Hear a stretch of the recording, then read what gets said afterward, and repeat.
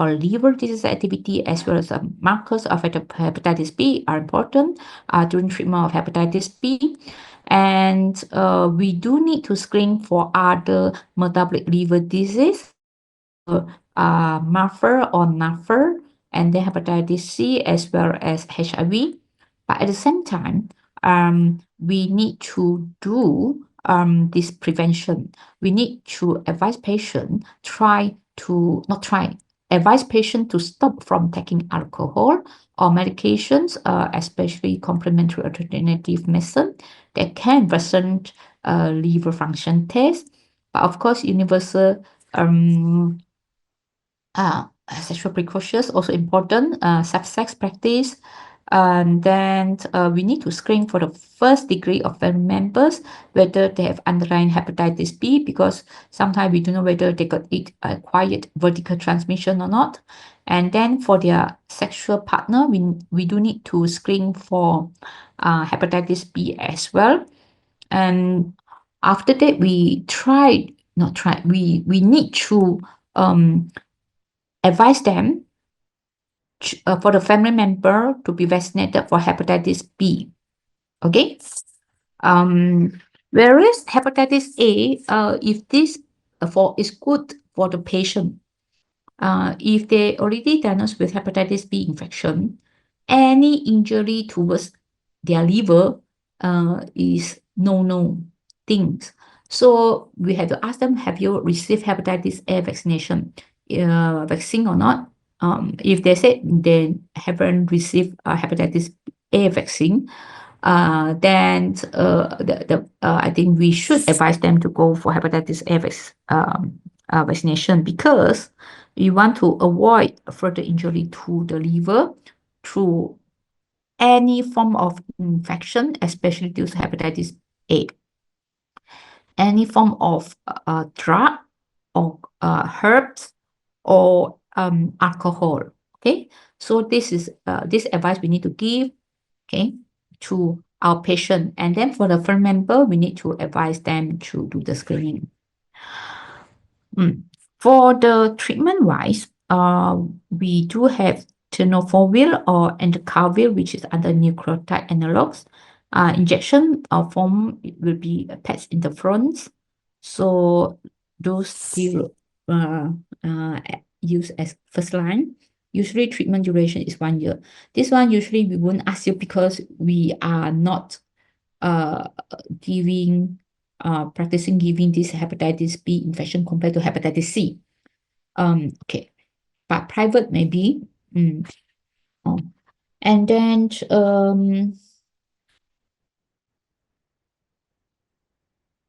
for pregnant mother and their infants. So those pregnant mother with hepatitis B should be evaluated by gastroenterologist as this ONG in the combined clinic. And antiviral treatment during pregnancy is recommended when hepatitis B virus DNA levels more than 200,000 to reduce vertical transmission at 24 to 28 weeks of gestation and continue up to 3 months after delivery. Those infants born with hepatitis B, they're required to receive immunoglobulin and hepatitis B vaccine within 12 hours of birth. But the vaccination should be given at different sites. For monitoring, so for acute infection, you can repeat the blood test 6 months later. And then it doesn't mean they just come and show you surface antigen test to be positive. Maybe do the during their blood screening test, then otherwise patient is well, and then LT normal, then you quickly arrange ultrasound, send a antigen. Okay, and you want to antigen positive, then I think DNA virus will work as well, because liver function test, ultrasound, antigen and DNA virus, these four markers are very important. So if negative means the E antigen negative, DNA viral load negative, then you repeat surface antigen 6 months later. So for the patient with a chronic infection, you need to do monitoring. So it's the thing at the primary care level, we need to know how frequent you need to do the monitoring. Okay. So as I mentioned, you can repeat the surface antigen 6 months later. 6 months later, still positive. Yeah, you can repeat the liver function test and alpha fetoprotein. You can repeat the liver function test and alpha and other alpha fetoprotein. If the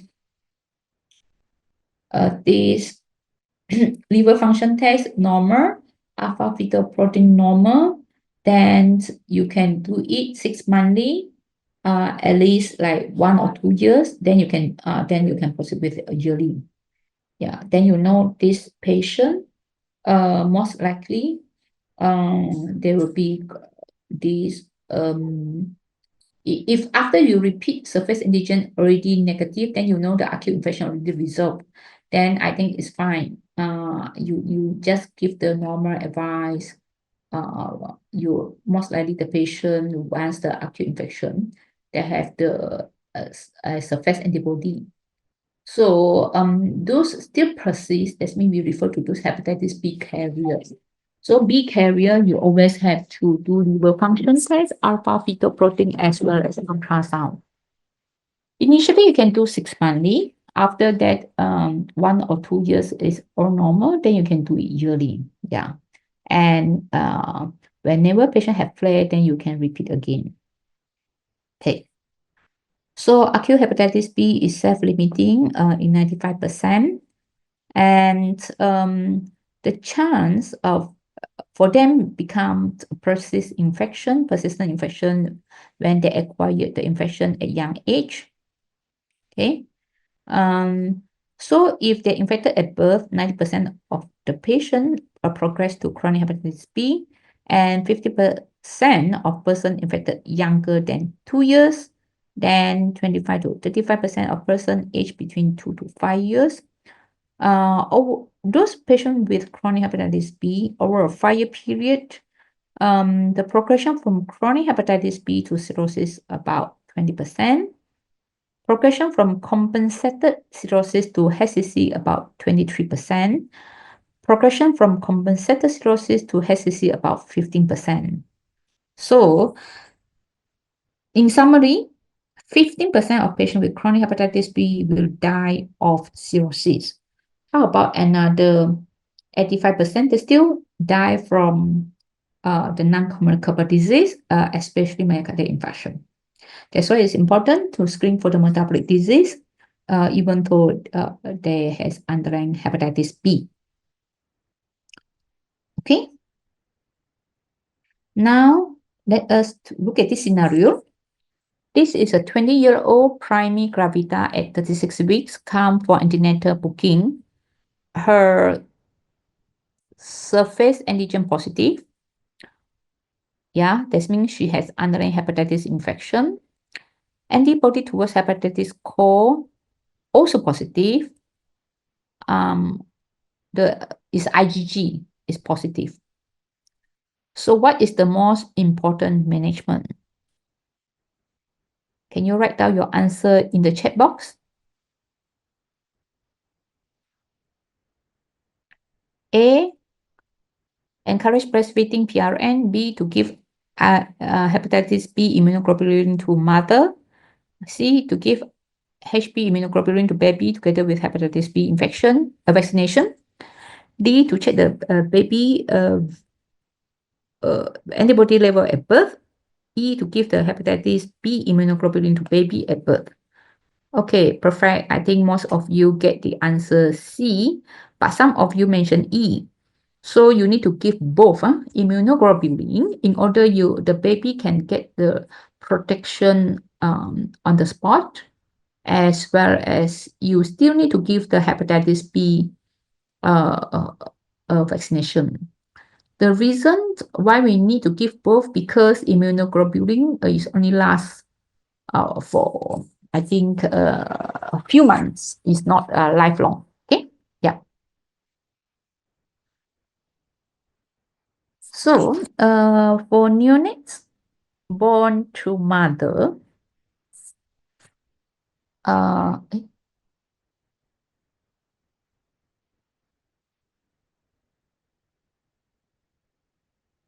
yeah, okay.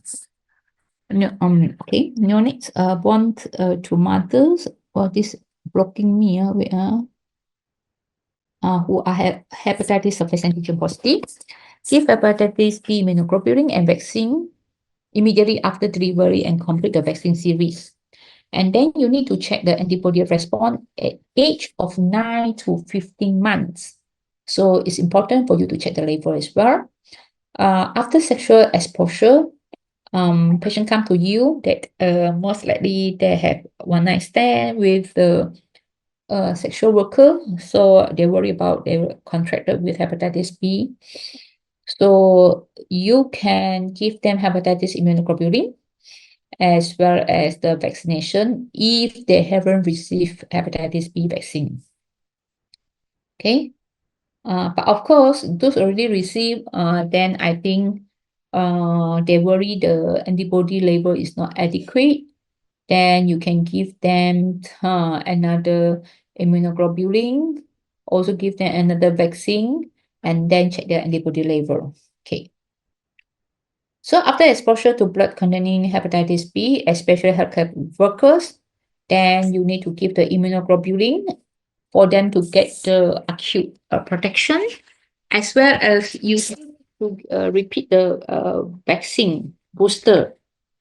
If they're unimmunized, of course, you need to give both, no doubt. If those immunized, you do know the antibody level is adequate or not. So you also give another booster dose. Okay. Standard adult dose of hepatitis B immunoglobulin is 0.06 ml per kg by IM into deltoid or gluteal muscle.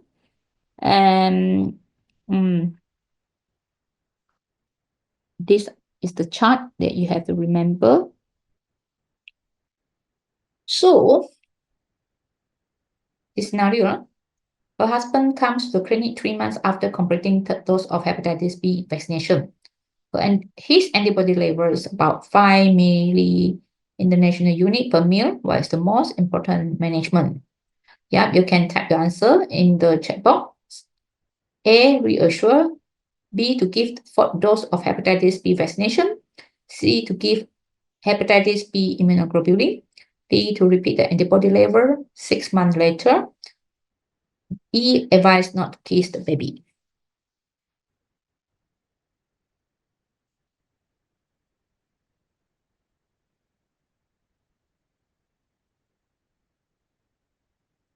I think most of you answer B. Okay, well done.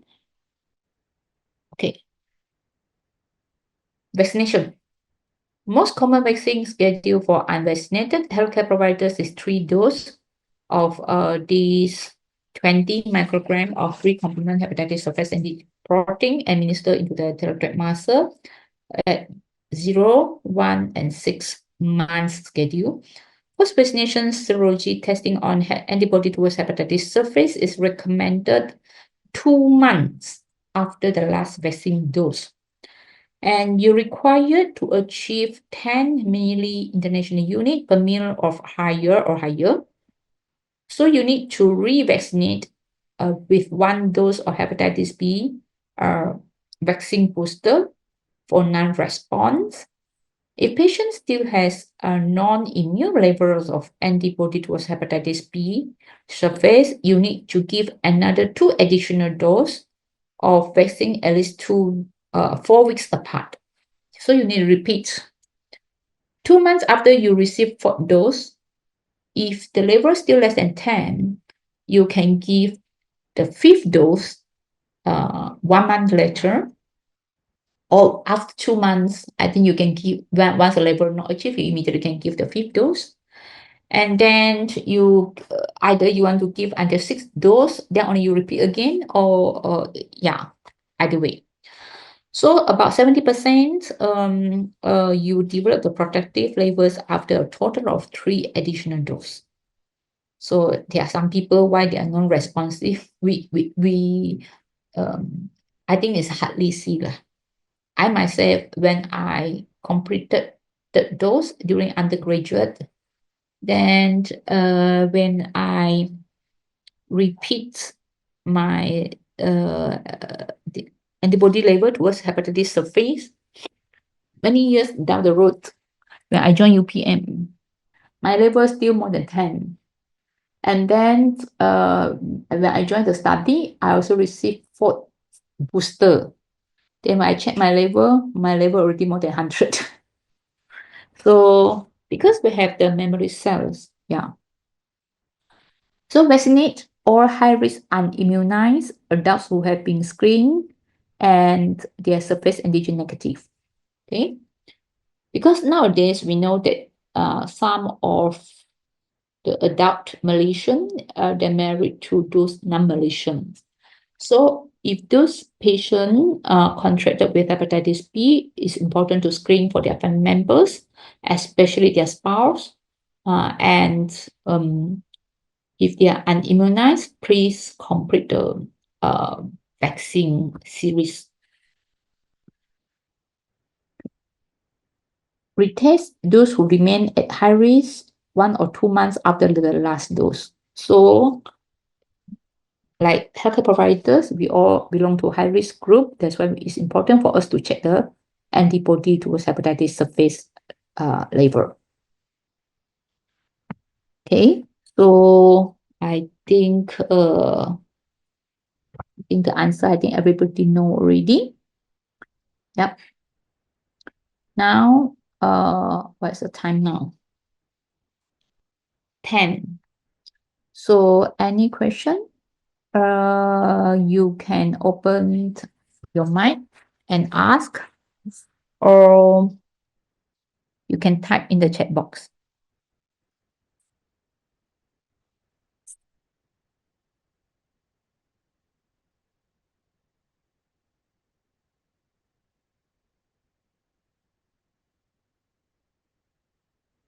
We have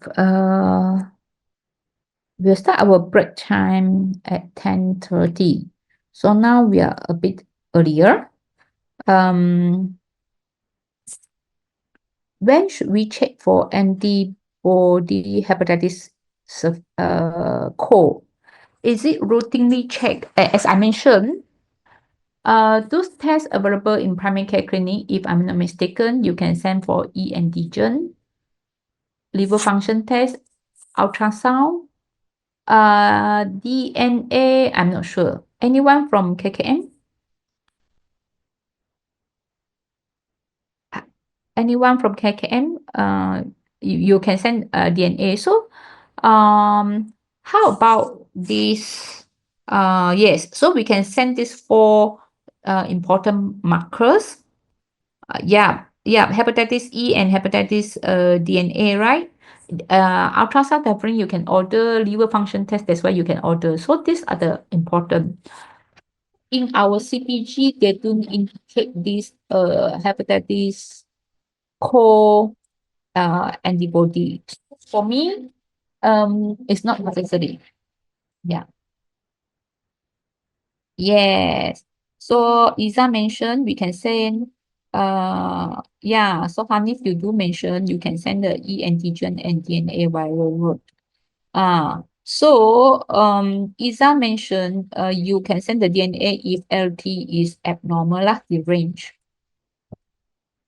Okay. So because I think these are the 4 important markers for you to determine whether they required treatment or not based on our CPG. So if let's say your E antigen negative and your LT negative, ultrasound also normal, you don't require to send DNA because of the budget lah. I would say of the budget constraint. Yeah. Yeah. Morning, Prof. Yes. Malini here. Yes.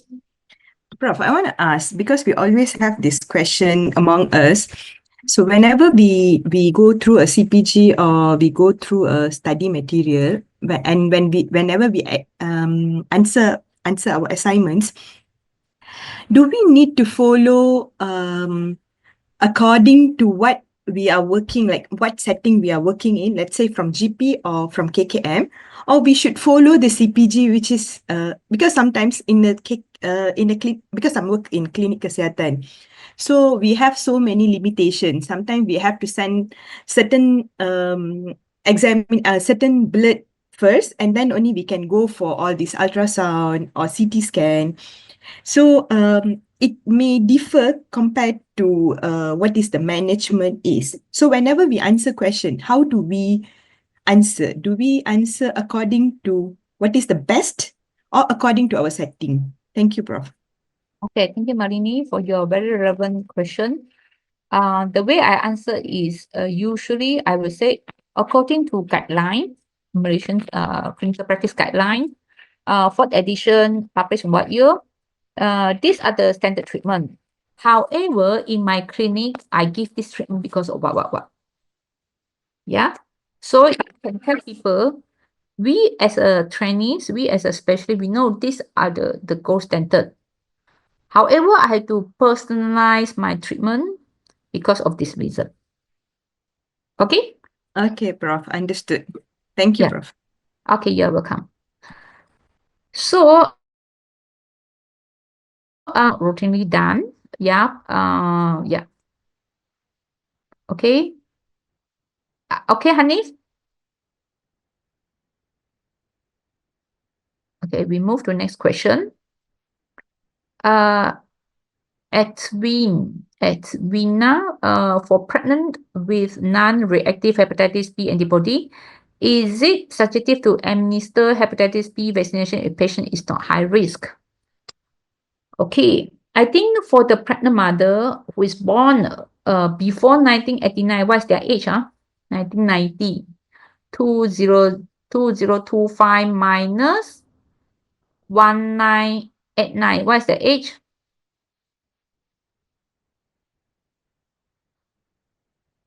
36, is it? Or 46? 36. 36, So if let's say 36 and above lah, and they're still pregnant, okay? So hepatitis B is a virus, right? It's a virus. So virus, inactivated virus, not a live virus. I think you can, right? As long as live virus, you are not allowed to give it during pregnancy. So during pregnancy, you usually check hepatitis surface antigen, right? Non-reactive hepatitis surface antibody. I don't think you check all the surface antibody for all the pregnant mother. You only want to check the surface antigen, positive or no. If let's say you are practicing in private clinic, that the patient say, oh, I want to check my hepatitis B status. So you only send surface antigen lah. So antigen turn out to be negative. That means they are not hepatitis B. So they are low risk. So of course, if this patient is to receive hepatitis B vaccine during pregnancy, why not? But most of the time, mother, they are so concerned during the pregnancy, they don't want to get anything unnecessary. So you always can arrange the vaccination after delivery, and especially they are non-high risk. Answer your question, Abina? Yes, thank you, Prof. Okay. Now we look at this Yung Chi Cheng. If a patient surface antigen positive, antibody towards hepatitis surface negative, but or hepatitis B DNA LT normal, is the patient advised to be vaccinated for hepatitis surface. If the surface antigen positive already, that means they're infected already. No point we give hepatitis B vaccine. We only give hepatitis B vaccine when they are not infected lah. If they're infected already, once they resolve, they'll develop the antibody they feed already. So we don't give. Chi Cheng, answer your question? Yes, understood. Thank you, Prof. Okay. Big Quack. Immune due to natural infection means transmission from mother to baby during delivery. Immune due to natural infection. Natural infection could be due to vertical, could be due to drug user, could be due to sexual contact. Because immune can be acquired through natural infection or acquired through vaccination.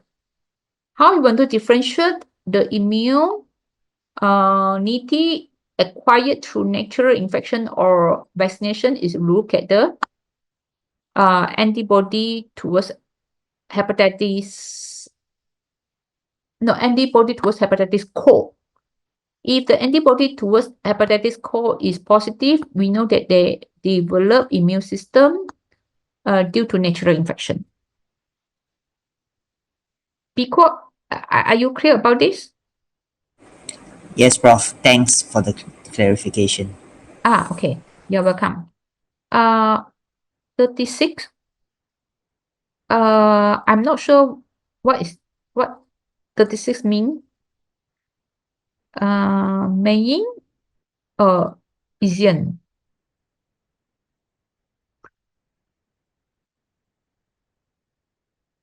Okay, never mind. Maybe I missed it. Okay. Next question. How do we manage patient who doesn't respond to serial hepatitis B vaccination? After 6 dose, is it? After 6 dose, you still not respond. I think you can give another dose lah. Repeat again lah. Unfortunately, there are some patients everything not respond. That means the memory cell not responsive lah. There may be immunodeficiency patient. Yeah, sometimes the antibody in their body not respond. You just give additional dose and repeat 2 months after the last dose lah. If you belong to the high risk group. Yeah. But most of the time, I think they are very responsive. Yeah. Aravin, is it okay? Yeah, understand. Yeah. The age just now. Age. What age is that? The 36 just now, Prof. Yeah, the one who born in 1989. Oh, yeah. Correct. Yeah, 36. Okay, thank you. Okay, got it. So, I will attach the PowerPoint presentation here so that you can have a look. Okay. Yeah. Any more questions before we start our break? So what time we should resume our class?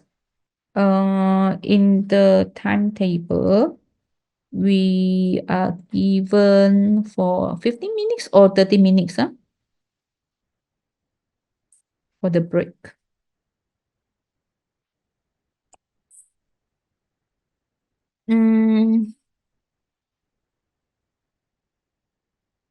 Let me see the timetable. 15 minutes. We want to start now 10:10, 25, 10:30. Is it okay? We start at 10:30? Can, Prof. Thank you. Okay, thank you.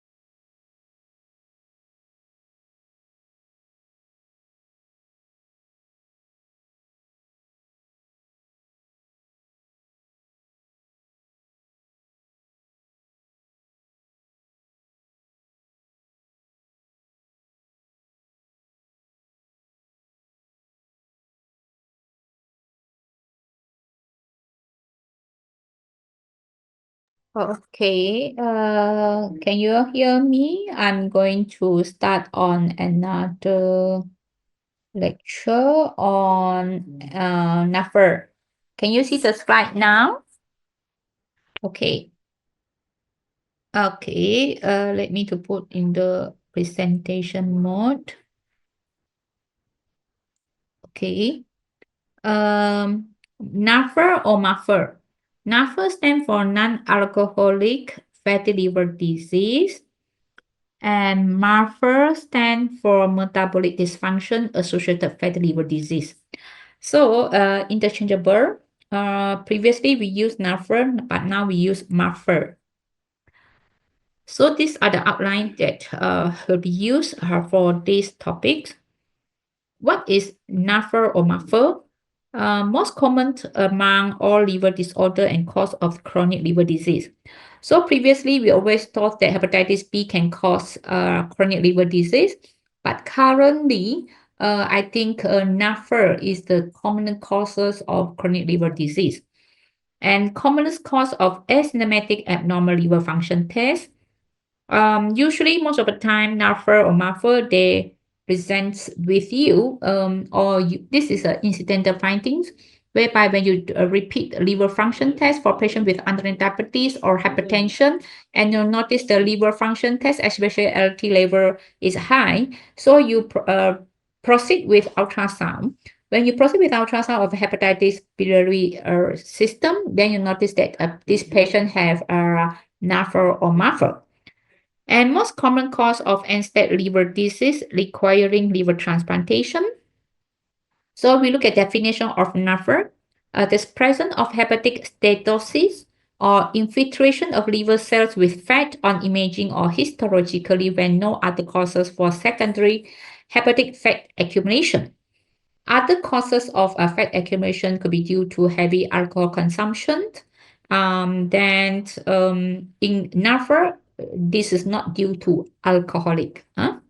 NAFR may progress to cirrhosis and is likely an important cause of cryptogenic cirrhosis.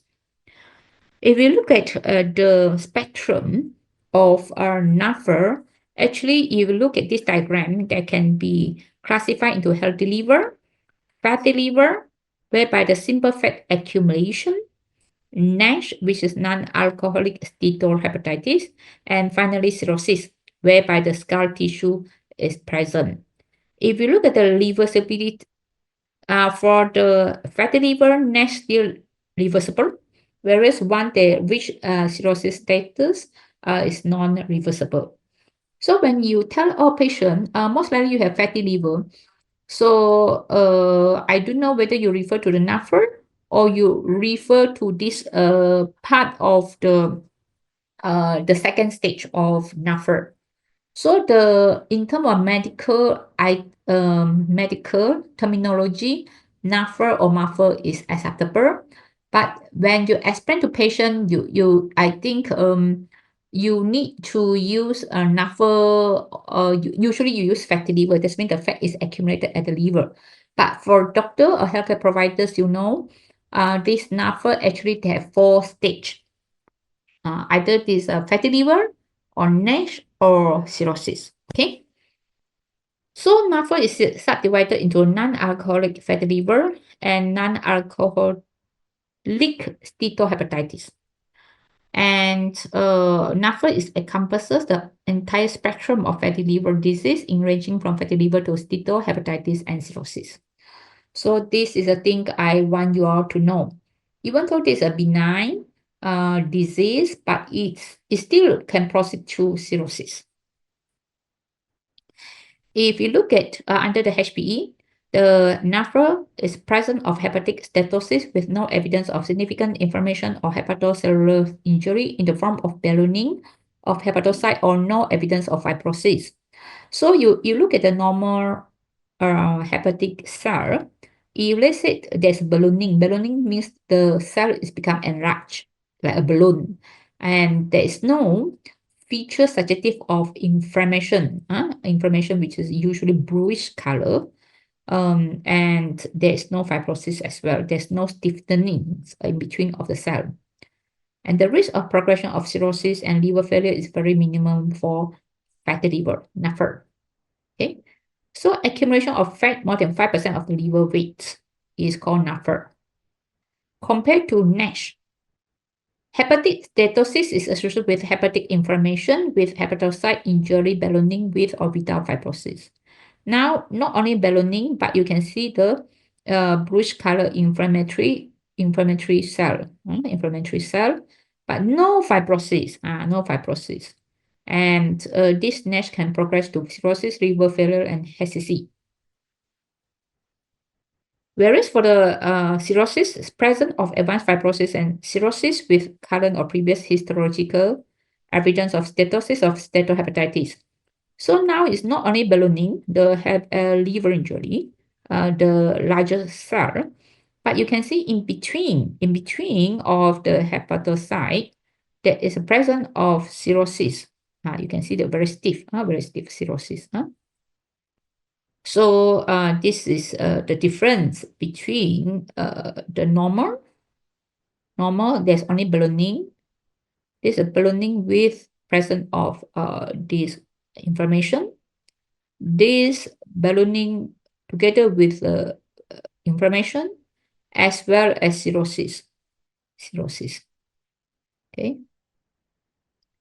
Now, what is the prevalence of NAFR? It's about 25% worldwide. In Southeast Asia, about 5 to 30%. In Malaysia, was 23%, about 25. 1 out of 4 is quite high. So if look at the social demographic, usually when you're getting older, the risk to get this NAFR also higher. And male is more common compared to female. And Malay is more common to Chinese. Indian is more common to Chinese. Maybe now also change after COVID, I don't know. Okay. Risk factor associated with NAFR is one is obesity. Of course, when you're getting more obese, the fat accumulation at the liver also higher. Type 2 diabetes, dyslipidemia, hypertension, or metabolic syndrome. So in other words, NAFR is now recognized as a hepatic manifestation of hepatic metabolic syndrome. And these are the conditions associated with NAFR, PCOS, hypothyroidism or obstructive sleep apnea, hypopituitarism, and hypogonadism. Okay, and for the NAFR, it's a common cause of death in patients with NAFR is still due to cardiovascular disease. And the prognosis increased liver-related mortality rate. As we know that chronic liver disease, the cause of death due to chronic liver disease about 16%. Among this death due to chronic liver related mortality is due to chronic liver disease about only 60%. 68% due to hepatic encephalopathy and 86% due to HCC. So we know that cardiovascular disease about 70%, about 30%. The other 70% could be due to the other 70% is due to other causes, could be due to infection, blah blah blah. 20% about 50. So the other 50% due to other causes, cancer, infection, or this thing. So among 20% of liver-related mortality, mainly is due to hepatocellular carcinoma. So even though it's benign, but it has a chance to progress and turn and transform into HCC. Okay. So in terms of history for the NAFR, usually asymptomatic, incidental finding. Patients do complain. Maybe there's some discomfort or weak, right upper abdominal discomfort, very weak. And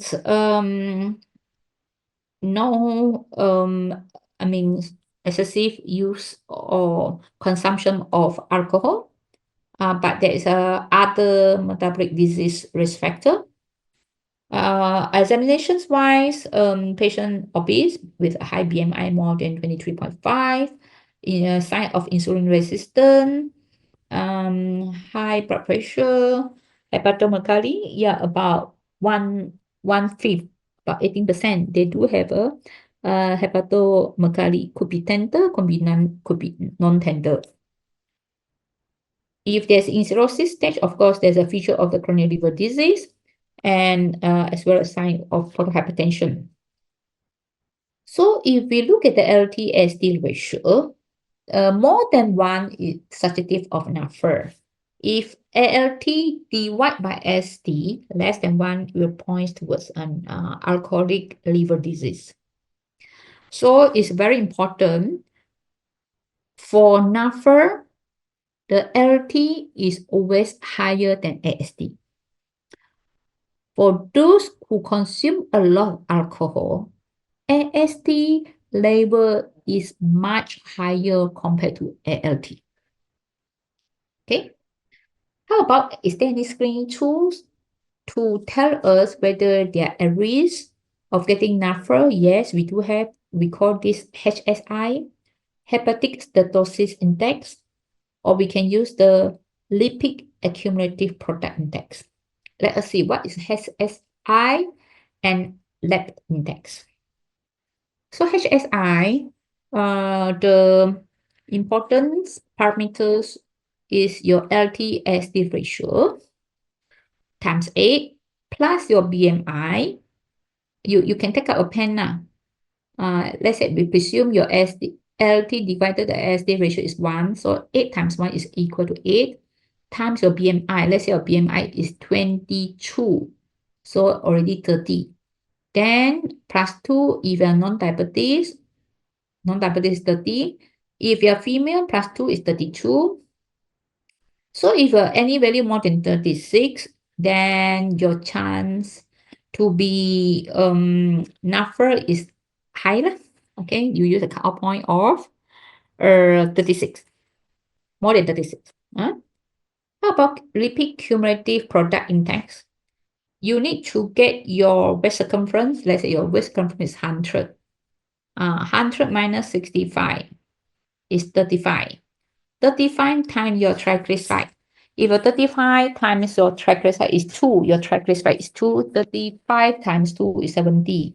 So once your lab index is more or equal to 43, then you are intermediate risk of getting steatosis. That's NAFR. So if let's say your waist circumference is 90, 90 minus 65, 25. 25 times 1.7, how much? You can take out your calculator.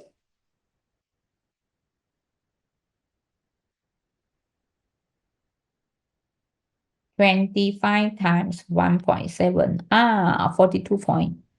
42 point, your waist circumference is 90. 90 minus 35 is 25. 25 times 1.3, 42.5. So 42.5 times 1.7 is 42. Wow, you are intermediate risk. Wow, your waist circumference must be very small. If let's say you are female, your waist circumference is, we say not more than 80. 80 minus 58 is how much? 22, right? So 22 times 1.7, you get 37.4. So for female, if your waist circumference is less than 80, you're very safe. If male, you 90 also cannot, 90 minus 65, 25. Wow, 25, 40.3. That means, let's say you got 85. 85 minus 65 is 20. You are very safe. 23. Your 23 plus 65, that means 88. Your waist circumference less than 88 or cm, then your chance to get this NAFR is lower. For female, your waist circumference less than 80, the chance to get NAFR is very low. Okay. So this is just a screening. Screening. So in the end, after you have this HSI or lab index is high, then you need to proceed with the ultrasound. If your ultrasound show that there's a homogeneous appearance, suggestive of NAFR, then you need to do other screening on hepatitis A, B, C, which should be negative. Then from the history, you are not taking any complementary alternative medicine.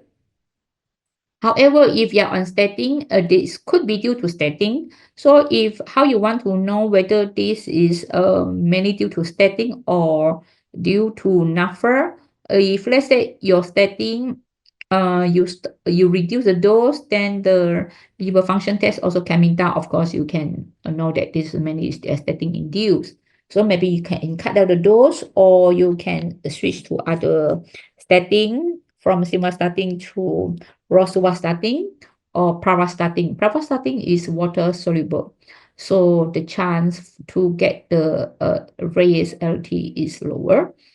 But of course, other autoimmune liver disease, if you are female, you are having this autoimmune disease such as rheumatoid arthritis, as well as you also have the raised LT. We still have to rule out any autoimmune liver disease because this autoimmune hepatitis, whether you have autoimmune hepatitis as well on top of autoimmune disease. Yeah. And other congenital causes of coronary liver disease, such as Wilson, whereby your serum ferritin or iron will be very high. And we also need to not only look for the underlying causes of NAFR, we also need to look and screen for other metabolic syndrome, such as diabetes, lipid profile, liver function test, thyroid function test. You need to screen for other cardiometabolic disease, in other words. Okay. So, if you do this workout and you suspect this is a NAFR, then you need to do this beside you do an ultrasound. You confirm this fatty liver, and then you look at the LT level. If normal, you still need to rule out whether there is a chance for the NAFR to progress from fatty liver to NASH and to cirrhosis. Is you can use this FibroScan or FIT4 score. So for the staging purpose, that means from the liver function test, everything normal, but you want to know whether this patient is had higher chance to get cirrhosis. You need to stage them. How you want to go to stage them? You stage them with a FIT4 score. If the FIT4 score more than 1.3, then I think you need to refer them for FibroScan. If the FibroScan suggestive of the fibrosis, then you have to refer them for liver biopsy, which is a gold standard to determine the stage of the liver disease. What is fibrosis for score? FIT4 score stands for fibrosis index. It depends on your age. Okay, if your patient less than 35 or more than 65, then I think this formula may not so accurate, and you need to look for your LT AST as well as platelet count. So the formula is your age times your AST divided by the platelet count and divided by ALT. If less than 1.3, indicate low risk for advanced fibrosis. More or equal to 1.3, there's intermediate to high risk for advanced fibrosis. So if FIFO score more or equal to 1.3, you need to arrange a fibroscan for this patient. What is fibroscan? Fibroscan is something like ultrasound probe. Is a non-invasive device that assesses the hardness or the stiffness of the liver via the technique of transient elastography. That means it's a ultrasound-like probe you put on top of the patient's liver, then you want to assess the stiffness of the liver. The concept is that more fibrosis and scarring occur, the higher the liver stiffness reading will be. So you will estimate the existing degree of liver damage and monitor the disease progression or regression via serial measurement and will guide the prognosis and further management, including treatment. So if the fibroscan result is less than 10 kilopascal, that means it's a normal result. If more or equal to 10 kilopascal, you need to refer to biopsy. If more or equal to 15 kilopascal, suggestive of hepatocellular carcinoma. If more than 20 to 25 indicates there's a portal hypertension. So, in other words, when this incidental finding whereby the LTSD level is high, you need to screen for other cause which can cause breast LTSD. Usually is infectious causes, hepatitis A, B, C, and then you need to screen for any like statin or herbs or any alcohol-induced liver injury. And then you need to screen for other metabolic disease, and you need to arrange ultrasound. Okay, so everything after you completed the workout, then it's confirmed this is a purely fatty liver, and then FIFO score also is quite normal, less than 1.3. No fibroscan are noted. Then you need to inform the patient about the diagnosis, and you need to tackle the underlying obesity. So only 10% of weight loss, studies show that 10% of weight loss, you can reverse NASH by 90%, and 45% of patients with cirrhosis can be reversed. Of course, it's important for you to advise them to proceed with vaccination because you want to further injure the liver. And you also need to treat the concomitant cardiovascular metabolic disease. And of course, you want to avoid further injury to a liver through this alcohol consumption or the complementary alternative medicine consumption. In terms of the pharmacotherapy option, specifically for fibrosis and NASH, actually is very limited. According to the American Association of the Study of Liver Disease, they recommend high dose of vitamin E, which is more than 800 international units per liter, as first-line pharmacotherapy for non-diabetic patients with biopsy-proven NASH. And pioglitazone can be used to treat patients with a biopsy-proven NASH. But of course, we do know that vitamin E consumption in high dose can lead to bladder cancer, and pioglitazone also can lead to heart failure or increased mortality. So in the end, those letters anti-obesity drug go back to GLP receptor agonists, which can reduce the weight by 10%. So for GLP receptor agonists, we do have semaglutide, liraglutide. For the semaglutide, usually is indicated for those patients with underlying diabetes. Then you use semaglutide or Ozempic. And then for liraglutide is indicated for those non-diabetic Saxenda.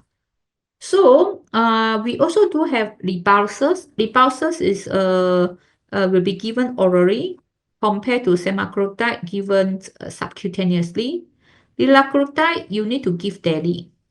For the dose for semaglutide, you can give weekly. Usually you give the testing dose 0.25 milligram weekly for 4 weeks. Then you increase to 0.5 milligram, then 1 milligram. For the liraglutide, you can start with 0.6 milligram daily. After 1 week, then you can increase to double up, become 1.2 milligram daily for 1 week. Then after that, you can increase to 1.8 milligram daily for 1 week. So this GLP-1 receptor antagonists, they do have some rules and regulations. First, you need to tell the patient they may suffer from nausea. And this, because of the nausea, they make them to eat less because they loss of appetite when you're nauseous. Whereas beside nausea, patient need to they need to avoid the spicy and oily food. We know that all the spicy and oily food are delicious, but because this GLP-1 receptor agonist is very smart, you take this spicy or oily food, the side effect of nausea will be double. And you, even though it's not only reduce the appetite, it also increase your fullness, increase your satiety center. Last time maybe you eat a lot only, you can feel you have a feeling of fullness, but now even though you take a bit, the feeling of fullness is there already. Okay. In terms of the cost, semaglutide, because the weekly injection is slightly cheaper compared to liraglutide, which is given daily injection. How about SGLT2? SGLT2 in the market, we have dapagliflozin, empagliflozin, we have lucigliflozin. Among three, I think lucigliflozin is the cheapest because the price for 5 milligrams is only about 35 ringgit compared to empagliflozin. Empagliflozin, there are two strengths. One is 25 milligram, one is 10 milligram. So the 25 milligram, the price sold in Hexas about 94 ringgit per month. So compared to SGLT2, I think because it's oral tablet, you can take about 25 milligram, or you want to prescribe with a half dose with 10 milligram. Later on, you increase to 25 milligram. Whereas lucigliflozin, the maximum dose is 5 milligram and lower dose is 2.5 milligram. Okay, so as I mentioned, long-term administration of vitamin E and pioglitazone are not so encouraging. That's why we go back to the risk factor for the fatty liver, which is obesity, so that when they lose weight, they also can reverse the stage or the staging of a NAFR. Any role of legalon or silimelin? Silimelin is means the fruit. The finding is inconsistent. Some studies say that megalon is very useful for patients with this problem. However, even though there is some literature supporting in patients with NASH, they do benefited from legalon, but because the evidence is not consistent, so until now, I think it's not routinely prescribed compared to GLP-1, SGLT2. Okay. Of course, there are other drugs which are in the clinical trials, phase 3 for NAFLO. Okay, I hope you can have a better picture about what is NAFLO, the definition, how you suspect you are at risk of NAFLO using HSI or lipid cumulative product index. And then after you confirm it through the ultrasound, you excluded other causes, infectious causes, also you're for cardiometabolic disease. Now is for you to order ultrasound certificate of hematogenous appearance, then you confirm this purely NAFR. So what should you do? Okay, now we look at this case study. Sam, a 50-year-old man with underlying hypertension and dyslipidemia, comes to review his blood test result. He has a family history of diabetes and ischemic heart disease, but no liver disease. He's currently on printopil 8 mg daily and simvastatin 20 mg at night. Look at his blood pressure is 130 over 86 millimeter mercury, and other vital signs are normal. His BMI is 34.8, which is larger and which is higher than 27.5. There are no peripheral stigmata of chronic liver disease. However, his liver is palpable, measured about 18 cm. There's no splenomegaly. Now look at the liver function test. So the left column will tell you what is his result, and the right column will tell you what are the reference point. So if you look at the LT and ST ratio, we found that the LT level is much higher compared to ST ratio, which is more than 1. So it gives us some idea what problem he's having. And now we look at his liver lipid profile. We can see the triglyceride is the 3.2, which is higher compared to 1.7, and HDL is about 1.2, which is more than 1.1.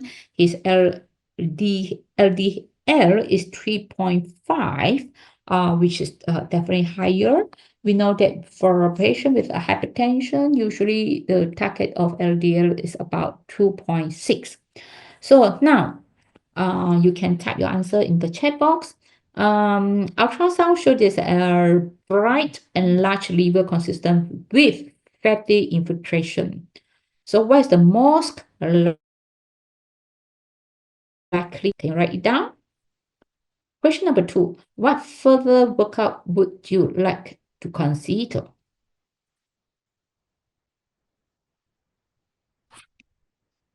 Okay, let's okay. I think yeah, most likely you mentioned NAFR. Okay, what further workup would you like to do now? Infectious disease, yeah, infectious screening, you need to do, yeah. You need to screen for the other cause of infection. You need to screen for other metabolic disease. Okay. Next one. What would you further assess and monitor the patient after confirm the diagnosis?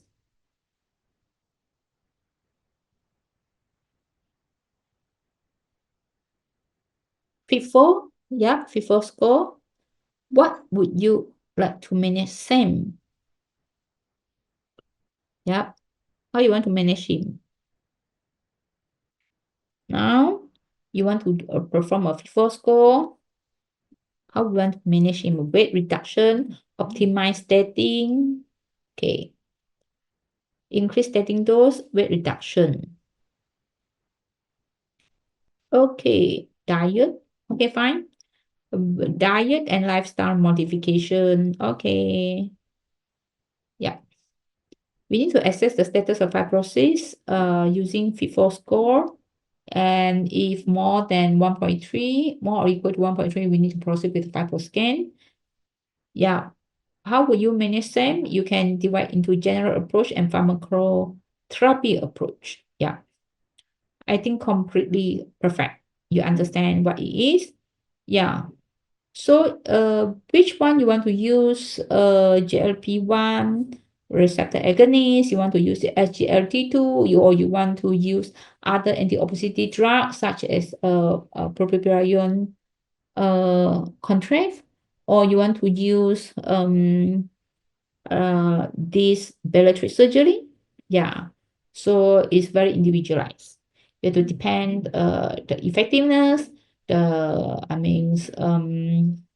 long-term implication. If, for example, you go for the bariatric surgery, you do get this vitamin A, D, E, K deficiency in the future. Yeah. Usually we give a SGLT2 or GLP-1 receptor agonist. Yeah, but some of us do give both. But I think it's most likely we do one by one first and see how. Okay, and emphasize the compliance and motivation. Okay, Any question? Hi, Prof. Can we get the slide from the previous presentation? You means the lecture 2? And the first one, we haven't gotten the slide. Oh, okay. I didn't send yet. I already attached. Now I'm sending to you all. You manage okay now? Yes, thank you, Prof.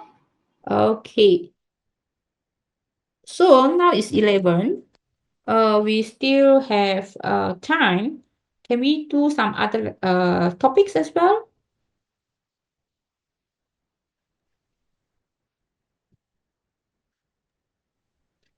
Yes, Prof. Yes. Okay, come.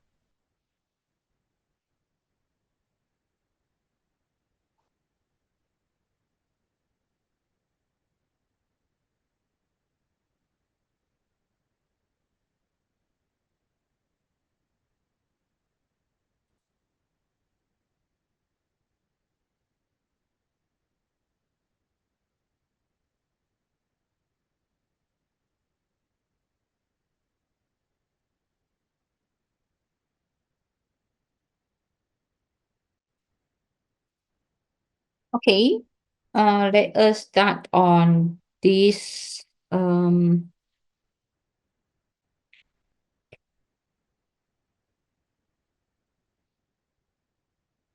approach to constipation in elderly. Can you answer? Give the answer in the chat box.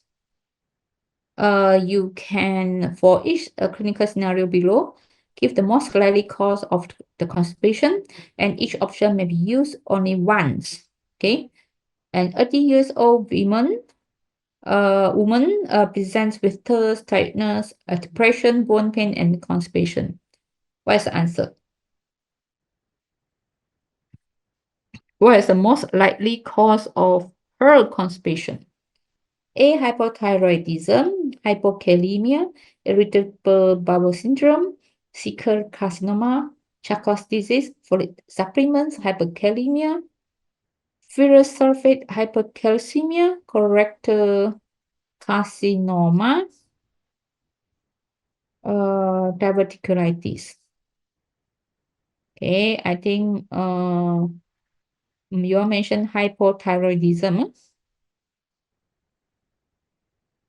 Thirst. Read the scenario. Thirst, tiredness, depression, bone pain. Okay. Some mentioned hypercalcemia. So tiredness do present in patient with hypothyroidism. Whether hypothyroidism have this thirst or not. Okay.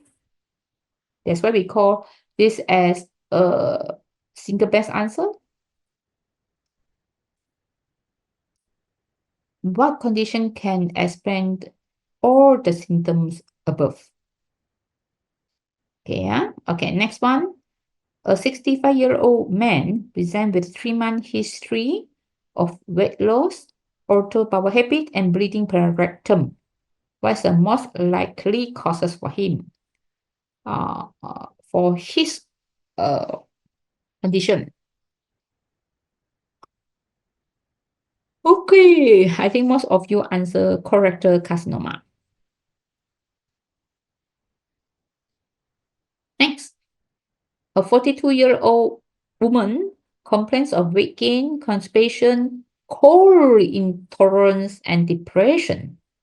What is the most likely underlying causes of her constipation? I think most likely, most of you answer A, hypothyroidism. Okay, next. A 21-year-old woman presenting with weakness and lethargy has been successfully treated for anemia. She's now complains of constipation and black stools. What is the most likely causes of her underlying constipation? I think most of you answer F. F. F. Folate supplement causing. Oh, now you change to H already. Ferrous sulfate. Okay, fine. Okay, next. is the explanation. Number one is the correct answer is hypercalcemia. Is explained all the symptoms with this patient, such as thirst, depression, bone pain, constipation. Yeah. And you need to rule out underlying multiple myeloma. For question number 2, I think most of you get it as a colorectal carcinoma. Some of you mentioned sickle cancer. The patient. Why not sickle cancer? I'm just thinking, yeah. Weight loss, order power, happy, and bleeding per rectum. Bleeding per rectum, that means is colorectal, that is at the rectal region. That's why when you're passing the motion, it causes bleeding because you have to squeeze it out and there's obstruction there. Sickle, yeah, maybe causing some intestinal obstruction symptom, maybe. But intestinal obstruction can be happen at all the level of the obstruction. Yeah, I think the main things 2 points towards colorectal cancer is because of bleeding as well. Okay, now number 3, symptoms of hypothyroidism include cold intolerance, constipation, weight gain. Yeah. Okay, number 4, answer is ferrous sulfate. So this is a common cause of constipation and black stool. So always have to remember, do the cover test. When you read the scenario, you please cover the answer first. Then in your mind, you always have to ask yourself what this scenario is trying to tell me. What is the most likely diagnosis? What are the differential diagnosis?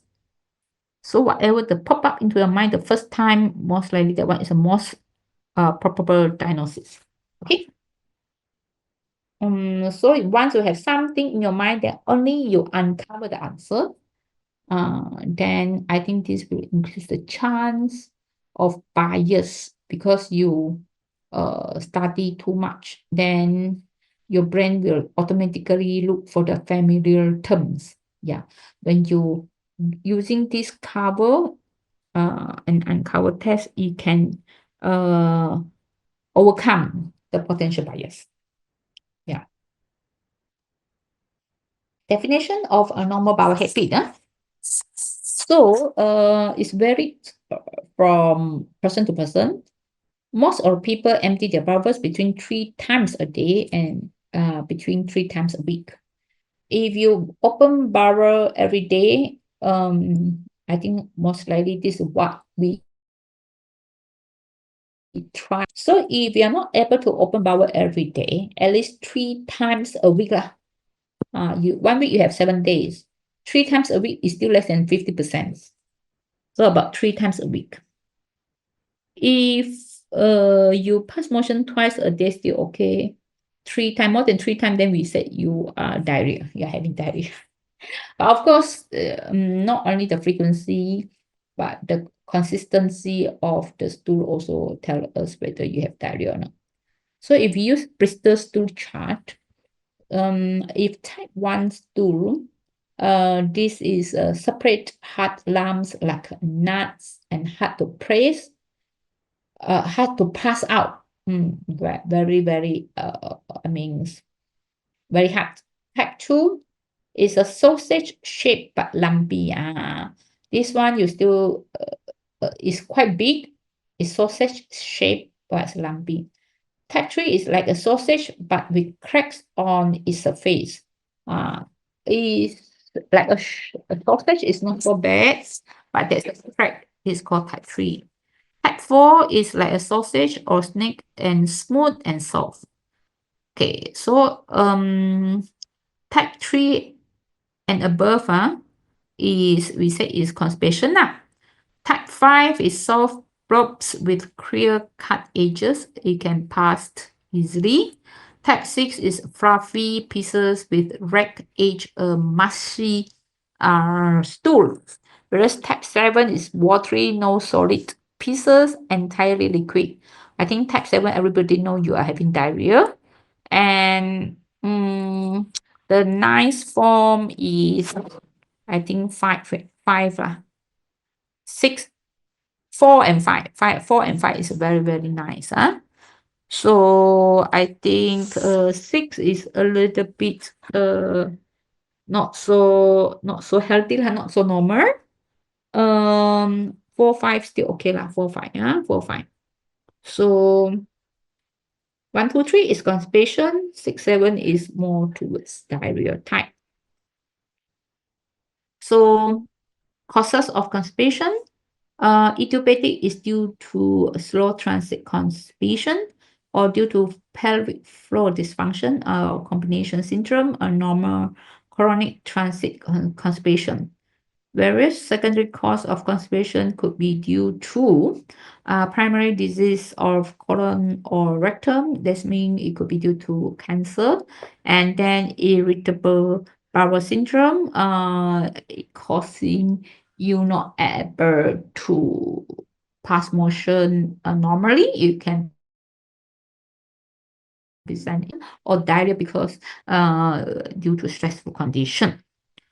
Peripheral neurogenic, whereby you injured, the spinal cord. That's why you're not able to pass motion.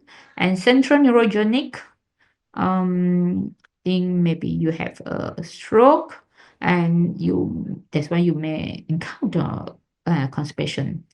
Non-neurogenic and certain drugs also can cause this constipation, right? So if you look at the functional constipation, must include 2 or more of the following.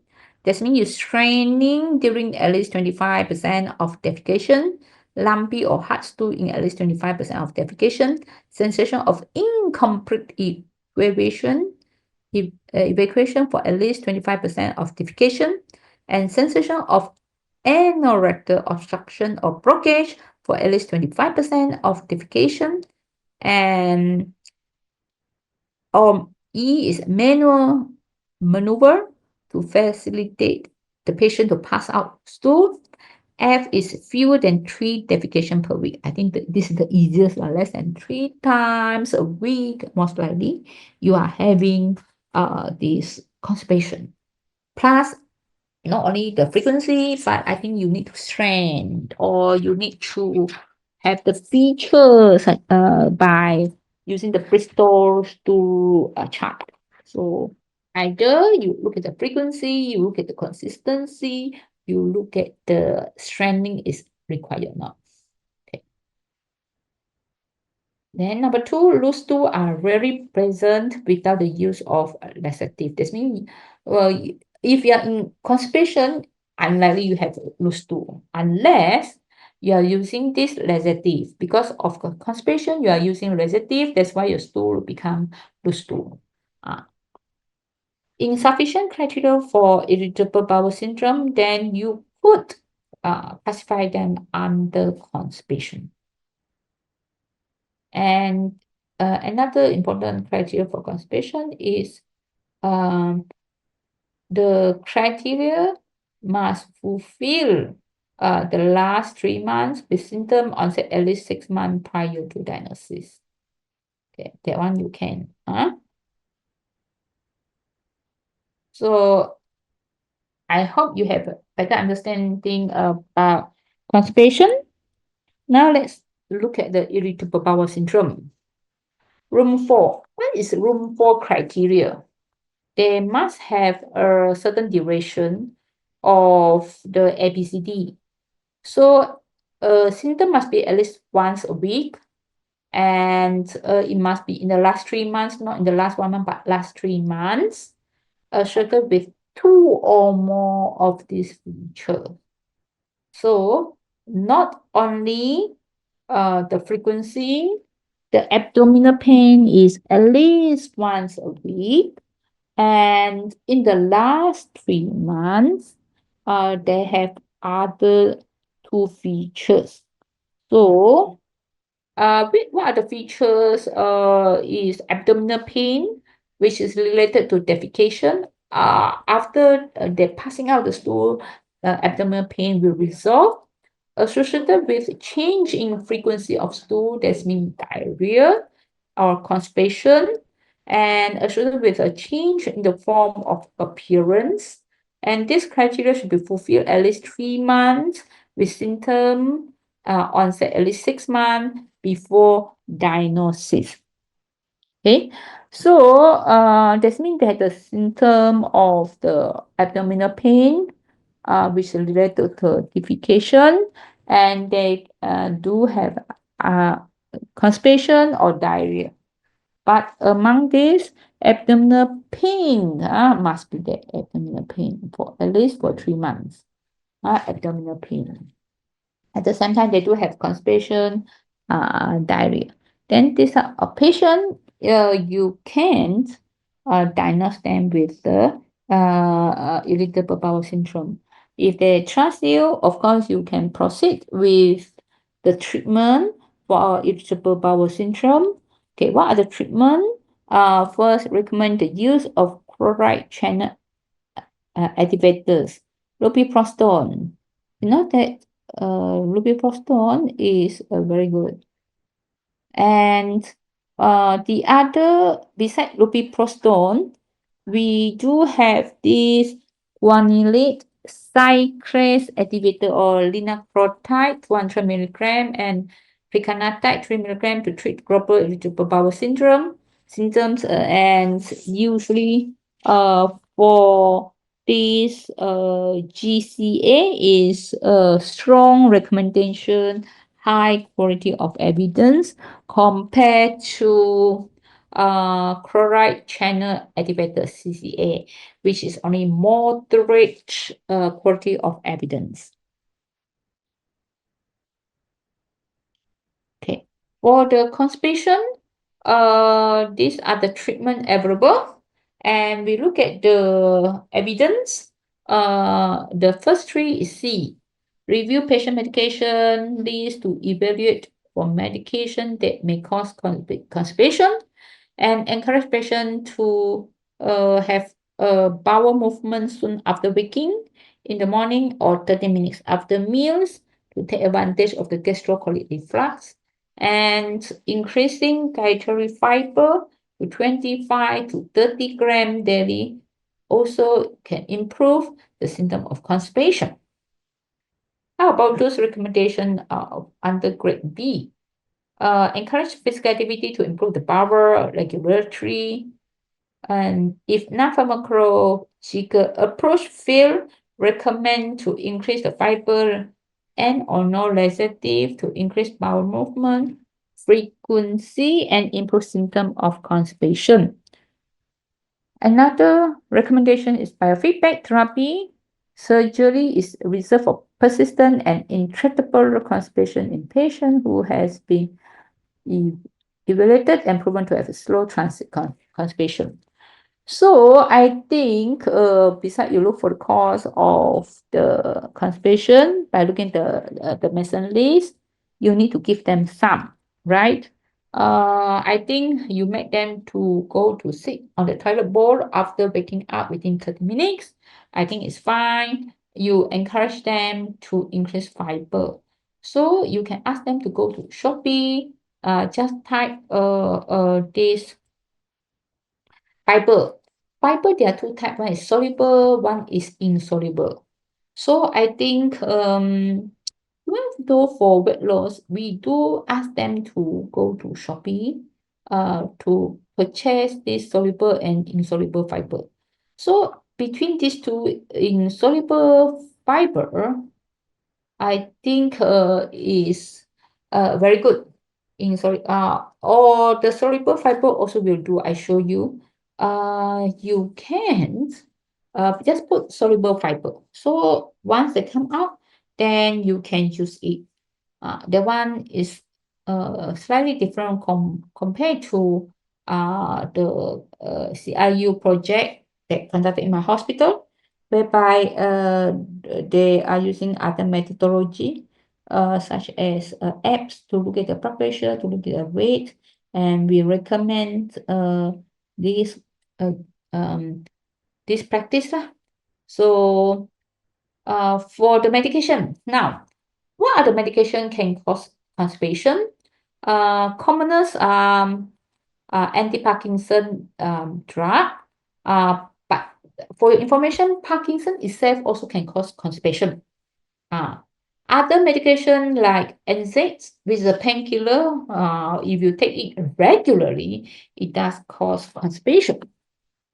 Like antipsychotic drug, like antidepressant, also can cause this constipation. So we really have to ask a patient uh, to start the simplest way. I mean, yes, some medication does cause constipation, but is unlikely or not practical to ask patient to stop certain medications, such as patient has underlying Parkinson. I don't think you want to stop anti-Parkinson disease. So we have to provide other non-pharmacology. That means the patient must remain physically fit, so that you can improve the transition time of the colon. They must drink enough water, especially among healthy elderly. If they drink enough water, they take enough fibers. I think usually no issue. Okay. For the secondary causes, constipation could be due to metabolic disease, endocrine and metabolic disease. I think hypercalcemia, yes, we understood. And myopathic condition, myotonic dystrophy, scleroderma, myasthenia gravis, this all can cause constipation. Okay. Depression, anxiety itself also can cause constipation.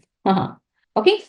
So we need to look at the causes of constipation so that we can divide what other thing we can help the patient. So if the normal transit constipation, then basically you need to increase the fiber intake, magnesium, and exercise and bowel education. So after you check the list, if you couldn't identify what are the specific lists to trigger this constipation, most important thing you have to look for the conjunctiva, whether they're pale or not. If they're pale, then you have to look into more causes like colorectal. So you have to ask whether they have other bowel habit or not. If there's other bowel habit in the form of constipation or diarrhea, I think you have to refer the patient for a scope, colonoscopy to be done. Okay. Now, if everything normal, what can we do for the patient? Yeah, you can prescribe Ducorex. Ducorex or Bisacodyl, you can prescribe for them. And then after that, you review after the patient taking this Ducorex, then you can start to give another add-on, another polyestyrene glycol voluntary. So we want to see whether the patient will be responsive towards this GLP-1 agonist or not.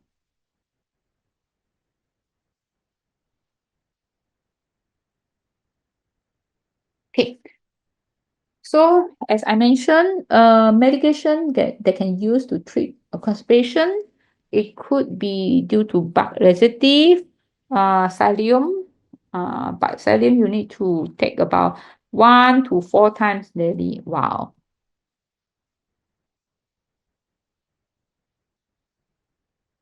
How about stool softener, osmotic laxative, which is lactulose. Lactulose, you want to use the osmotic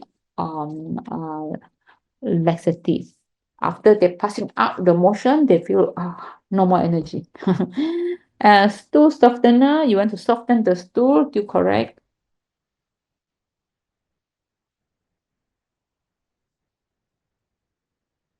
Okay. How about stimulant laxative? you can give this Nacot. Yep. This Pisacordial or Tucolex. Okay, now we look at the summary. Okay, so for the adult, for the adult,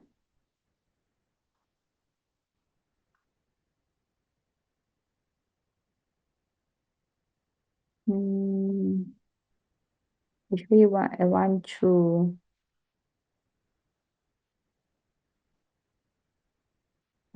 off this one so that it won't affect my view. Okay, never mind. So if you look at psyllium, psyllium is a bark forming laxative. You can give 1 tablespoon psyllium, and then osmotic agent you can give them with osmotic.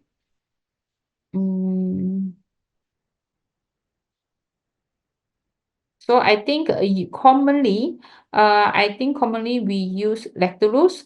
Lactulose, it will take about 24 hours for the onset. So usually you ask them to take the night before.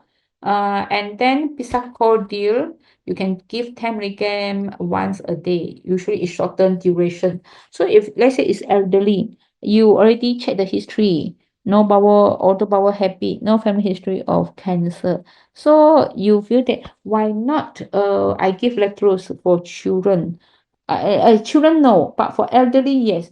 For elderly you need to give lactose, which is we can give 10 ml, one night before you want them to pass motion. Okay.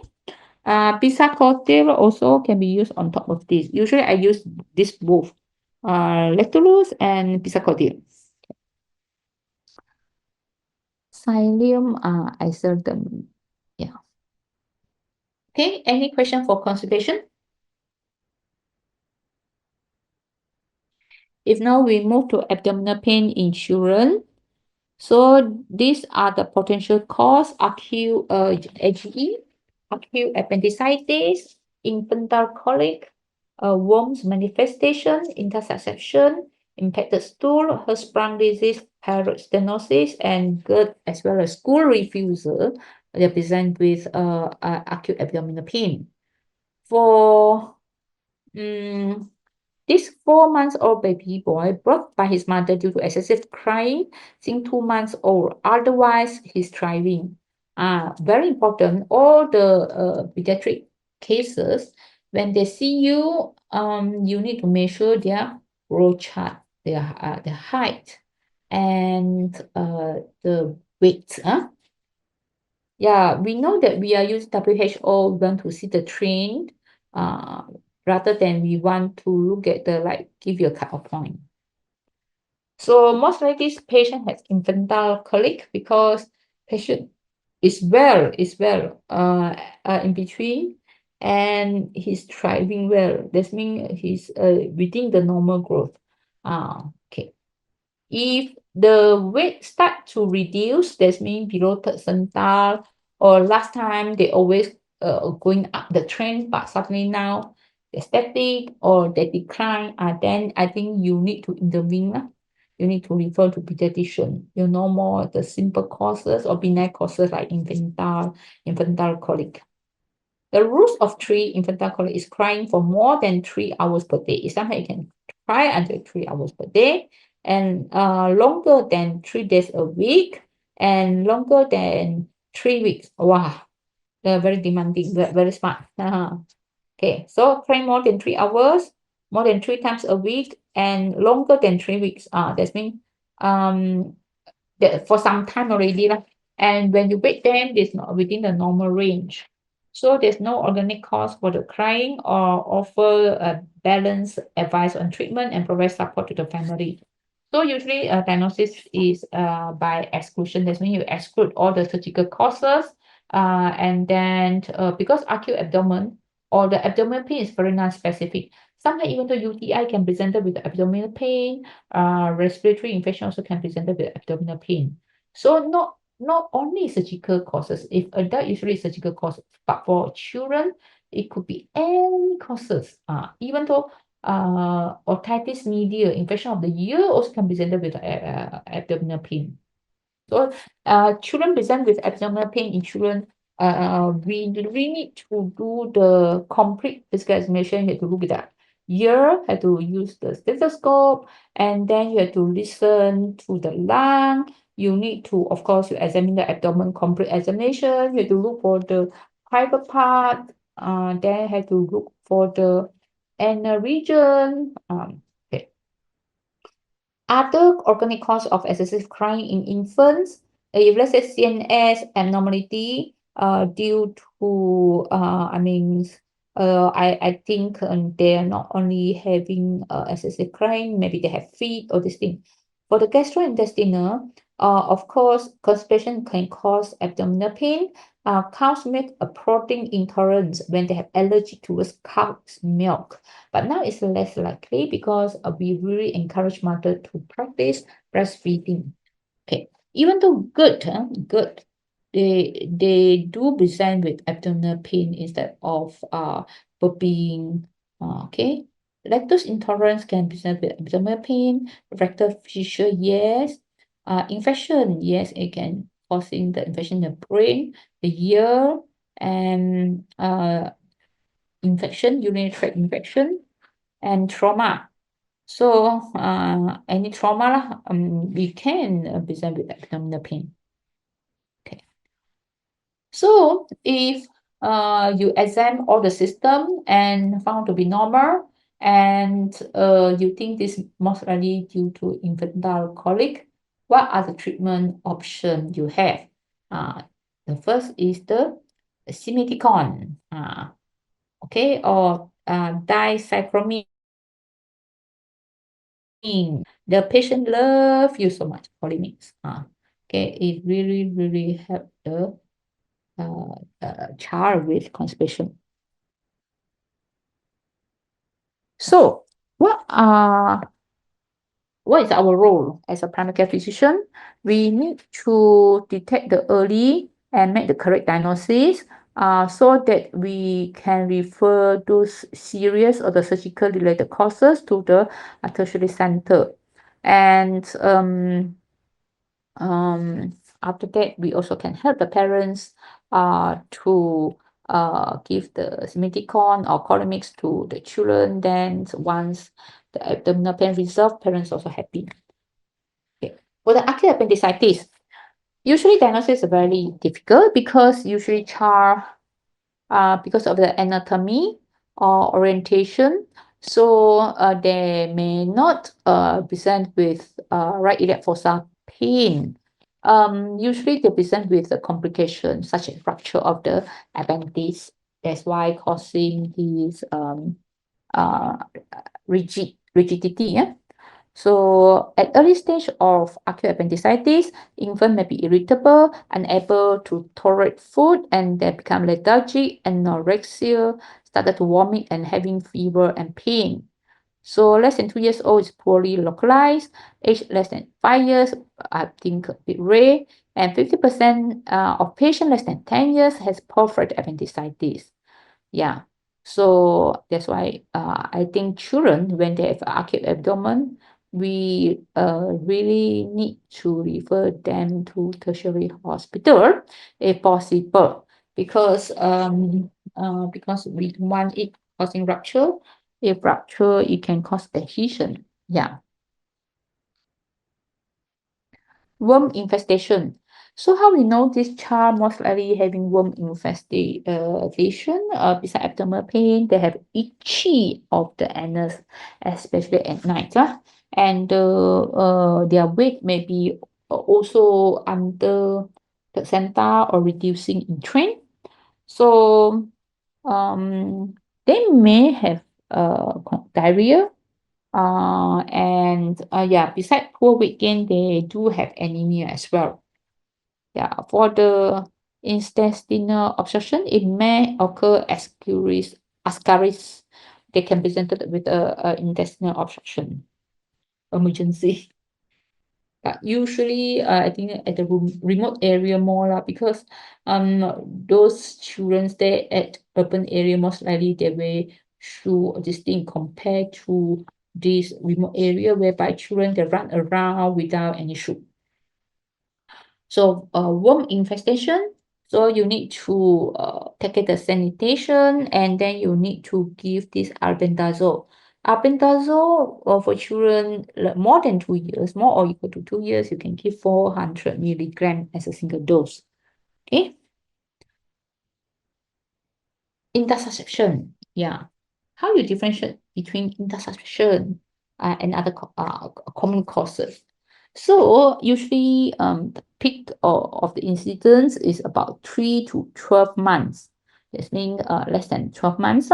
And the sudden periodic abdominal pain with screaming and drawing of the knees up to their chest wall. And 90% of the child presents with vomiting, and 50% within 12 hours with a mucus blood stool. Symptoms may persist if partially obstructed, and older children may have recurrent attacks. And a barium enema has been used to diagnose as well as therapeutic. But nowadays maybe they don't use barium enema so much, but there's still a role. So break current jelly, I think is the commonest feature. That abdominal pain, intermittent abdominal pain, and then the blood stain stool during the pain, means during the incidents, they are really in severe pain until they draw up their legs. These are the typical feature of intussusception. So of course you need to refer them to emergency.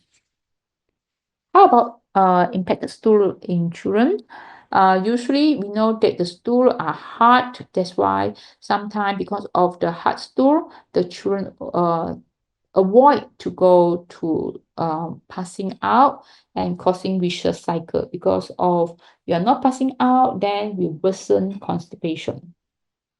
And sometimes because there's underlying anal fissure, or they have underlying inflammatory bowel disease, Crohn's disease, because of the anal fissure, once you're passing motion, it causes pain. That's why this patient with Crohn's disease, they tends to have constipation because of a presence of anal fissure. Or iron fortified formula does cause constipation, and habitual constipation because they are lacking of water intake, and emotional disturbance when they are anxiety, they are worried too much, it may cause constipation because maybe they drink less water. And of course we are more worried about Hirschsprung disease because you need to proceed with the surgery. And then hypothyroidism can cause constipation as well.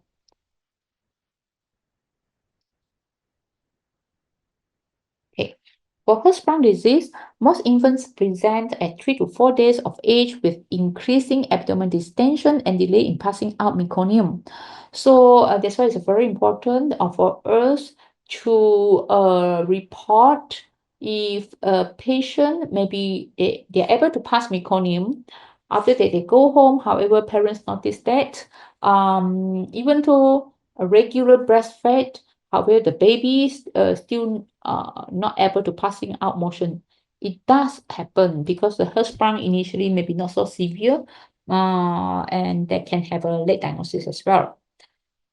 So older children will have intermittent constipation with a thin ribbon leg stool associated with abdominal distension and failure to thrive. So not only they are having constipation, but the texture of the stool will be ribbon-like. And they do have intermittent abdominal distension as well as poor weight gain. So surgery is often done as a single stage procedure, but in certain cases they need staging. Infant less than 1 year of age should have preliminary colostomy, And usually the definitive operation once child achieve the weight of 9 kg, and 4 operative procedures have proved effective. So treating with enema or medication is not mode of treatment for children present with constipation. If really due to very severe constipation, which you have been ruled out the secondary causes, you can give lactulose the most. We never use enema. Okay. So if you suspect her sprung, of course, you need to refer to hospital because they need to perform rectal biopsy. Okay, pyloric stenosis. So pyloric stenosis is a narrowing of the opening from the stomach to the first part of small intestine, the pyloric stenosis. And usually a patient presents with projectile vomiting, profuse vomiting after fed without presence of bile, because the obstruction is at the early phase of the small intestine, first part of the first intestine, whereby bile is not there. That's why they don't have bile. Okay, and age range is 3 weeks to 12 weeks compared to her span, which is 3 months to 12 months. So this one is 2 months to 3 months, 2 weeks to 3 months. So risk factor in babies include birth by cesarean section, preterm delivery, bottle feeding, and being a firstborn. But sometimes without this risk factor, it still can present with pyloric stenosis. So the diagnosis usually you can diagnose clinically as well as ultrasound. So I mean the typical history is patient have profuse vomiting. After that they get well. When they get well, they can eat as usual and eat more. After that they have a profuse vomiting again. Yeah. And during the presentation, they do have a palpable mass at the abdominal area, right upper quadrant, or at the abdominal area. Yeah. And for the parus, you can detect through ultrasound the muscles thickening. Okay. And for the treatment, usually conservative with antispasmodics, or you can proceed with the surgery. Reflux. Cardioesophageal junction and motility play an important roles, and normally regurgitation resolve after several months, and persistent type may cause poor weight gain. So they present with peptic esophagitis and blood vomiters. So complication of gastroesophageal reflux include sudden infant death syndrome, apnea, and recurrent pneumonia. Management, of course, you need to monitor their weight gain. You can give them a thickened rice cereal, and you need to put them in the prone position, or maybe you need to let the baby to burp, okay, in the standing position. Okay. And there's a role of metoclopramide to reduce reflux. However, if there's a poor weight gain, I think you have to refer. Yeah. So let's look at esophageal atresia.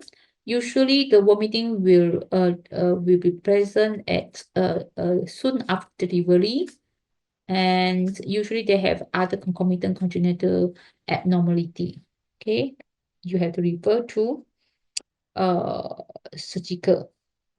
surgery. Yeah.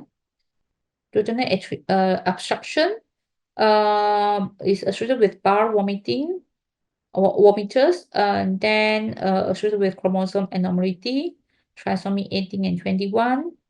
Then they may have imperforated anus. Distal bowel obstruction, usually you do have a vomiting and as well as abdominal distension. Testicular torsion, usually it can occur for kids between 10 to 25 years, and testicular infarction occur within 4 to 6 hours. So testicular torsion is considered emergency case. So we need to refer as soon as possible. Usually they present with groin pain, swelling, and vomiting. How about strangulated inguinal hernia? Usually in the first 6 months, and usually you need to refer them for elective surgery because you want to prevent from strangulated inguinal hernia. So in terms of right side and left side, actually right side is more common. Yeah.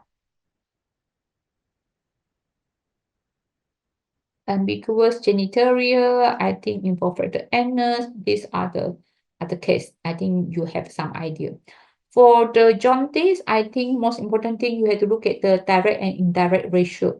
If the direct bilirubin is raised, I think you have to rule out biliary atresia until proven otherwise, because the prognosis for biliary atresia is very poor. So we really have to detect it earlier. If we detect late stage, even though you proceed with calcite operation, the prognosis still poor. So abdominal pain, you have to think whether it's surgical causes, whether it's infection, or whether it's reflux, or this is a lung infection, or just a functional constipation. This is the summary. Okay. For the dyspepsia, dyspepsia is a symptom. So dyspepsia, it could be due to peptic ulcer disease. It could be due to non-functional dyspepsia. Okay. So this one, differential diagnosis, it could be due to non-ulcer dyspepsia due to GERD, due to the peptic ulcer disease.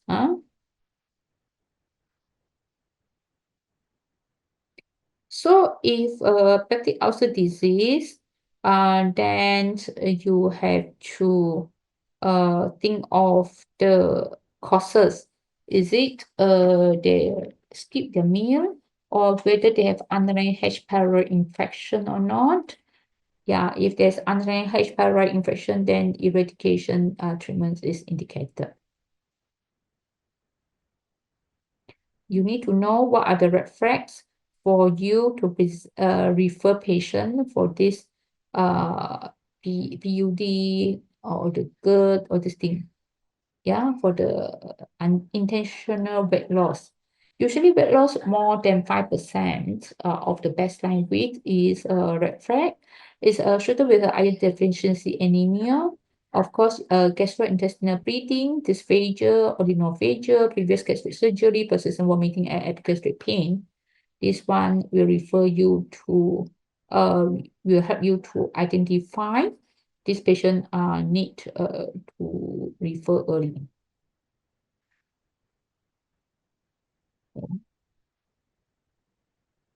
So X-ray.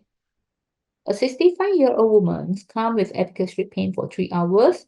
She has underlying osteoarthritis with both knee. This is the chest X-ray. They also can see the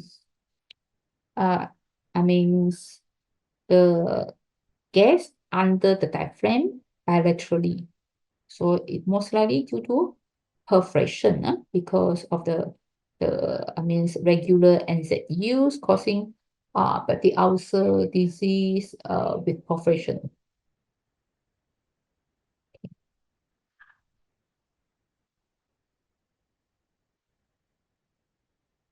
So intraluminal gas, gastric gas bubble in the left upper quadrant of the firm is normal finding.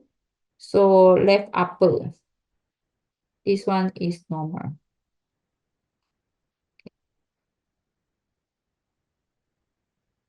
Small versus large bowel. Usually we look at the bowel diameter. Less than 3 cm is small intestinal. Colon is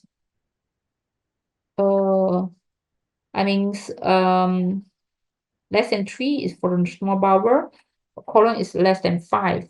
So if more than 5, then we say it's obstruction, most likely obstruction. You also can look for the valvulae conjunctivis, suggestive, or this is small bowel, whereas the large bowel you have a hostra.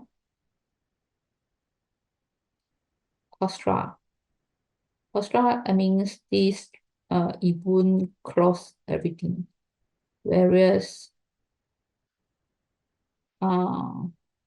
valvular conjunctivis you can see the transverse axis throughout the colon. Okay. So otherwise healthy 40-year-old males come to your office for elevated liver enzyme on an insurance examination. Is 173 tall and BMI is 37.7. He says he drinks about 2 beers per week. Examination finding except there is a hepatomegaly. AST and LT are twice the upper limits of normal. So what is the most appropriate next step? A liver biopsy, ultrasound of the liver, colonoscopy testing for viral fever, repeat ST, LT in 3 months' time, full blood count. Any answer?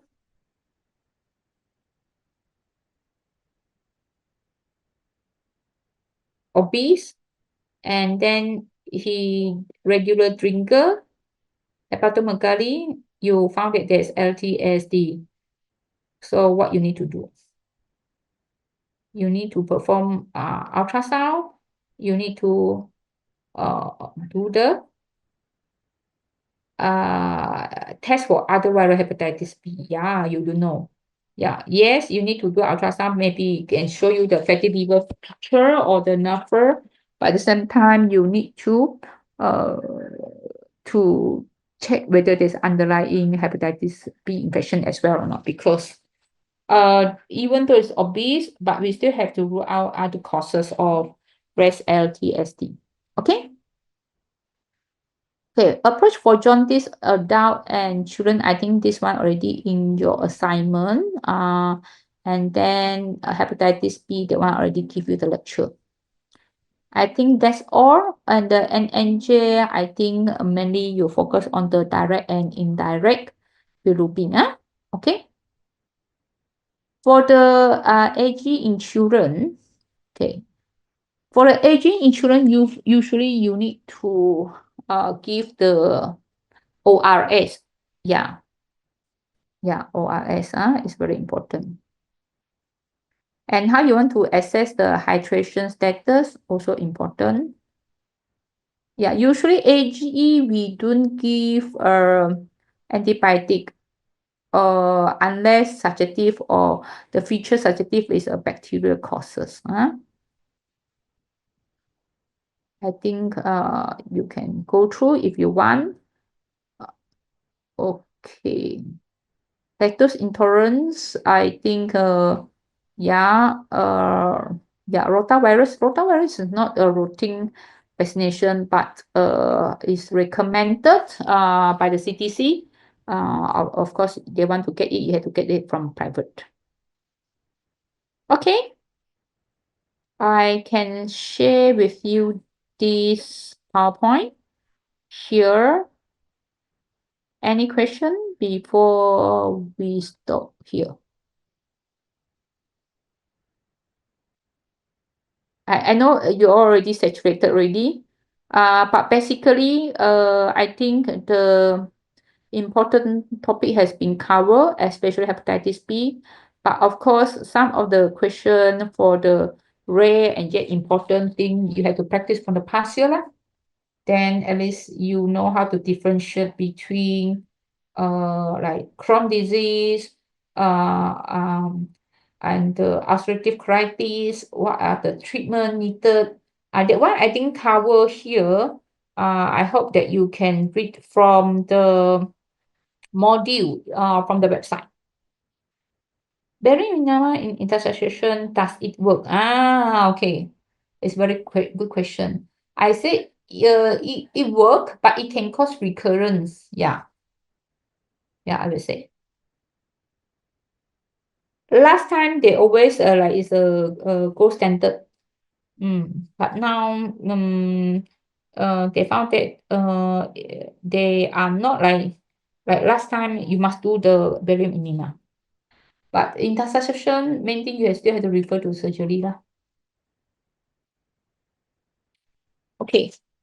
Irritable bowel syndrome, how long should we monitor in the GP setting before to refer to the gastroenterologist? Okay.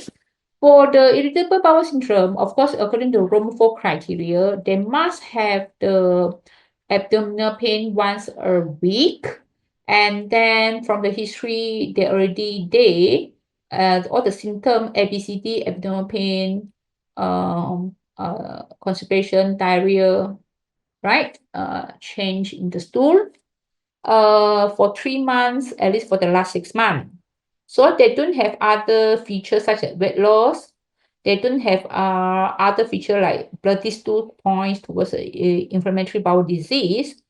Now, according to the latest guideline, American, I mentioned in the module, if there's no red flag, you can start the treatment, robiprostone or this thing. Okay. At the same time, you also arrange for the colonoscopy. Compared to last time, you need to exclude every diagnosis. Only you can confirm the diagnosis and then you start treatment. This is last time approach. But now, if we fulfill Rome 4, this means patient is very stressed.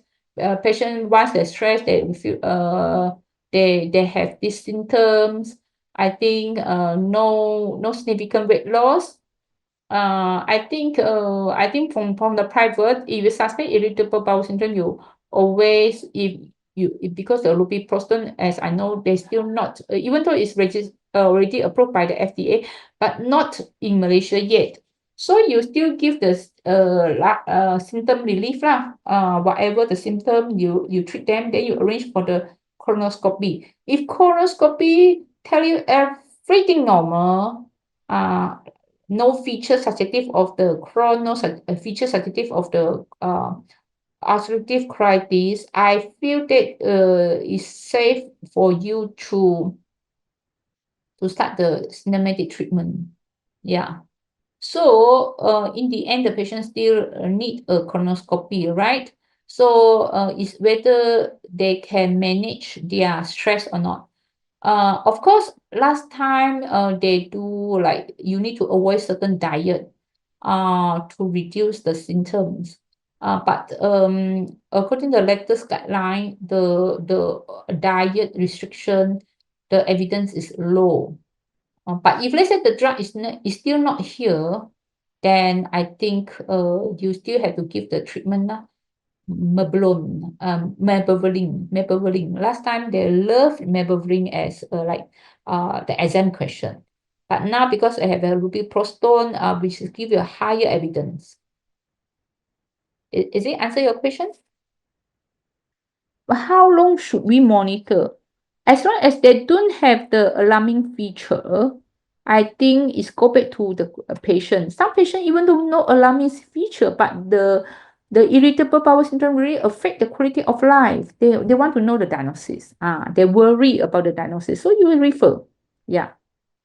There is no say you have to wait for this duration. Even though let's say they have this symptom of ABCD, a Rome 4 criteria, not yet achieved 6 months, you already suspicious this is irritable, you can refer because mainly you yourself, even though you feel that this room for irritable bowel syndrome, you also don't want to miss anything that cause a medical legal. So you just refer.